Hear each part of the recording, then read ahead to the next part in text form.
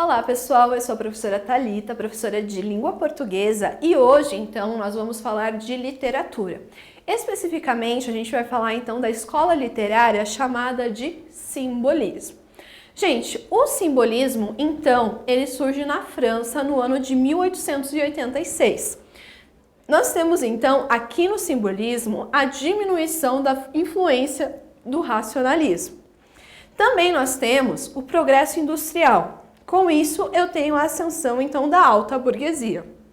Tenho o neocolonialismo, prenúncio da Primeira Guerra Mundial e o símbolo, gente, é uma forma de traduzir o subconsciente e até o inconsciente. Ou seja, gente, até então nós tínhamos grande influência do racionalismo dentro da literatura. Por quê? A gente tem 4 escolas que acontecem simultaneamente. Temos aqui o simbolismo e o parnasianismo. Ambos da parte de poesia. Temos o naturalismo e o realismo, que são da parte da prosa. Então, eles são movimentos onde o homem, o ser humano, ele é mais racional. Então, aqui a gente procura diminuir, então, essa influência. Então, nós temos também a ascensão da alta burguesia. Por que essa ascensão da alta burguesia? A gente tem, então, esse avanço industrial. Com isso, gente, a burguesia consegue, então, acumular mais bens. Lembrando, gente, a burguesia ganhou grande espaço lá na Revolução Francesa, então, lá no século XVIII. Com isso, gente, eles vieram cada vez mais ganhando espaço, então, dentro da sociedade. Também, gente, o neocolonialismo é um novo colonialismo. O primeiro, gente, foi quando os países europeus pegaram e colonizaram, então, as Américas. Agora, então, nós temos a África e a Ásia, tá?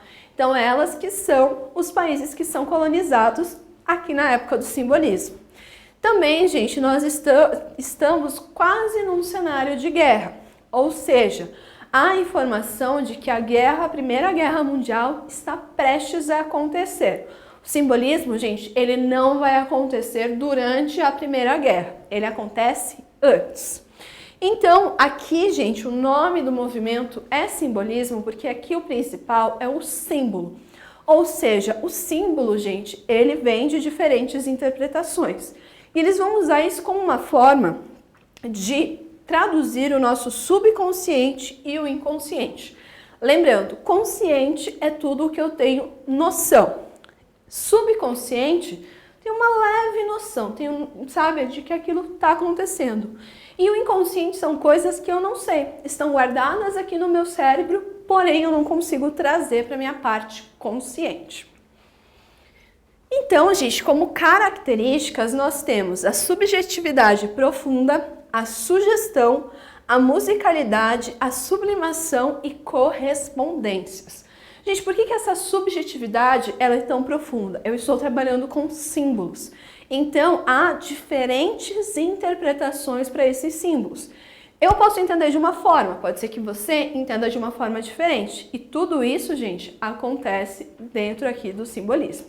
Então, essa sugestão, ela vem justamente por conta dessa interpretação, tá? Então, essa interpretação, essa possibilidade de entender de uma forma diferente. Para musicalidade, gente, eles vão usar 2 figuras de linguagem. A aliteração e a assonância. A aliteração, gente, é quando eu tenho a repetição dos sons de uma vogal, de uma consoante. A assonância, então, eu tenho a repetição de vogais.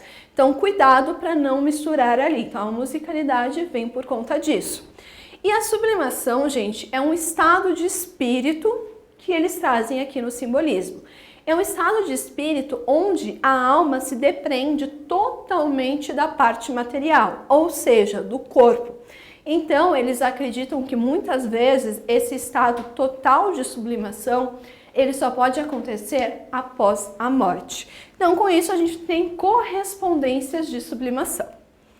Então, gente, em Portugal, o simbolismo começou no ano de 1890. Com a publicação do livro chamado Horaístos, do Eugênio de Castro. Portugal, gente, nessa época, ele estava pressionado pela Inglaterra para retirar as tropas de Angola e Moçambique. A esse acontecimento histórico nós chamamos de Ultimato Inglês. Em 1910, nós temos então a proclamação da República Portuguesa. Em 1915, encerra-se então o simbolismo lá em Portugal com a publicação da revista Orfeu, que vai marcar então o início do modernismo português. Ou seja, gente, lá em Portugal nós temos então essa parte de todas essas revoluções. Esse ultimato inglês, gente, ele vai ser bastante complicado, porque isso vai influenciar muito na forma que o português se vê. Ou seja, a Inglaterra chega e fala, ó, Portugal, vaza da Angola e de Moçambique. O que eles fazem? Abaixam a cabeça, guardam as coisas e saem. Ou seja, isso para a sociedade portuguesa, para o cidadão português, foi visto de forma bastante negativa, tá? Então não foi legal isso que eles fizeram. Com isso a gente vê algumas transformações então. Deixa de ser monarquia e transforma-se então em uma república no ano de 1910. Lembrando também, gente, que vai acabar 5 anos depois, então, o simbolismo lá em Portugal por conta, então, do lançamento dessa revista chamada Orfeu. Essa revista vai ser escrita por vários poetas modernistas portugueses. O primeiro autor que nós temos do simbolismo em Portugal é o Antônio Nobre. Ele mescla, então, a linguagem sofisticada e coloquial. Temos a presença de musicalidade, então, nos seus poemas. Temos pessimismo e intimismo. O subjetivismo é confessional. E nós temos um nacionalismo nostálgico na obra chamada Despedidos, que foi uma obra publicada após a sua morte.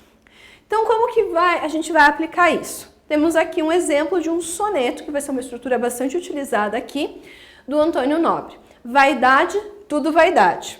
Vaidade, tudo vaidade. Vaidade, meu amor, tudo vaidade. Ouve. Quando eu um dia for alguém, tuas amigas ter-te-ão amizade. Se isso é amizade, mais do que hoje, tem. Vaidade é luxo, a glória é a caridade. Tudo vaidade. E se pensares bem, verás, perdoa-me esta crueldade, que é uma vaidade o amor de tua mãe. Vaidade. Um dia foi-se-me a fortuna e eu vi-me só no mar com a minha escuna. E ninguém me vale na tempestade. Hoje já voltaram com o seu ar composto, mas eu, vê-la lá, eu volto-lhes o rosto. E isto, em mim, não será uma vaidade? Ou seja, gente, aqui se nós retornarmos, a gente percebe, então, que a linguagem dele é sofisticada, mas ao mesmo tempo a gente tem esse grau coloquial. Por que sofisticada, gente? Observem que a gente tem aqui o que nós chamamos de mesóclise, que é quando eu tenho o verbo no futuro e no meio do verbo eu coloco, então, o pronome. Pessimismo e intimismo. Por exemplo, gente, pessimismo é que ele acha que nem o amor da mãe vai ser algo bom, ele somente chama vaidade. E vaidade é algo, né, totalmente dispensável. Na sequência, nós temos o Camilo Peçanha. Ele também vai ter forte musicalidade. A poesia dele vai ser abstrata, de caráter resignado diante das adversidades. Transitoriedade existencial na fluência do tempo. Ele vai ter uma única obra, chamada Clepsydra, que vem do grego, né, relógio d'água. E também tem desesperança em relação a Portugal. Então, gente, o Camilo Peçanha ele vai ser um pouco parecido com o que nós vimos anteriormente no Antônio Nobre. Mas aqui, gente, ele trabalha essa musicalidade, então, utilizando figuras de linguagem. E ele vai ter, gente, muito essa questão existencial, tá? Então a obra dele vai ser cercada por essa questão existencialista. Então nós temos aqui, na cadeia. Na cadeia os bandidos presos, o seu ar de contemplativos, que é das feras de olhos acesos, pobres dos seus olhos cativos. Passeiam mudos entre as grades, parecem peixes num aquário. Campo florido de saudades, por que rebentas tumultuário? Serenos, serenos, serenos. Trouxe os algemados à escolta. Estranha taça de venenos, meu coração sempre em volta. coração quietinho, quietinho. Por que te insurges e blasfema? Psiu, não basta, não batas devagarinho, olhos soldados, as algemas. Ou seja, gente, ele está falando da questão de Portugal. Ou seja, como que Portugal está tratando então esses presos e como ele vê esses presos também. Aí, gente, vindo aqui para o Brasil, o simbolismo aqui começa no ano de 1893, com a publicação de 2 livros do mesmo autor. Missal, que é um livro de poemas em prosa, e Broquéis, que é poemas em versos do Cruz e Souza. Gente, Cruz e Souza vai ser o grande representante, então, aqui do simbolismo brasileiro. Então, desenvolveu-se fora dos grandes centros. Então, o simbolismo vai acontecer principalmente na região sul aqui do Brasil, ou seja, Paraná, Santa Catarina e Rio Grande do Sul. Vai lembrar que Cruz e Souza é da região de Santa Catarina e também em Minas Gerais. E vai terminar, né, quando a gente tem o início da Semana de Arte Moderna em 1922. Então, falando do Cruz e Souza.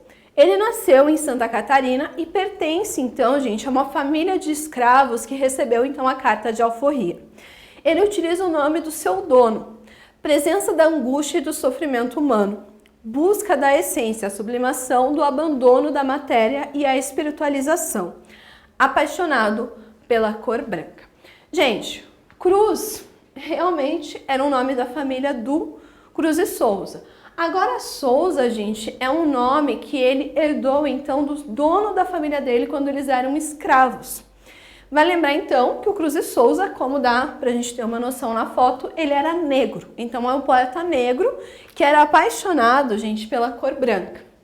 E a gente vai perceber essa angústia dele em relação a ser negro.